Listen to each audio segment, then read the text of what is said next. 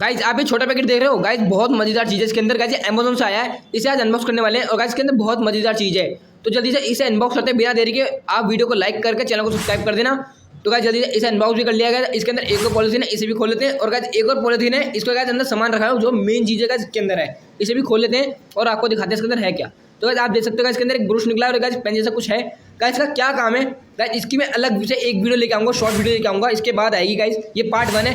Part 2 के लिए guys इंतजार करो या सब्सक्राइब कर लो।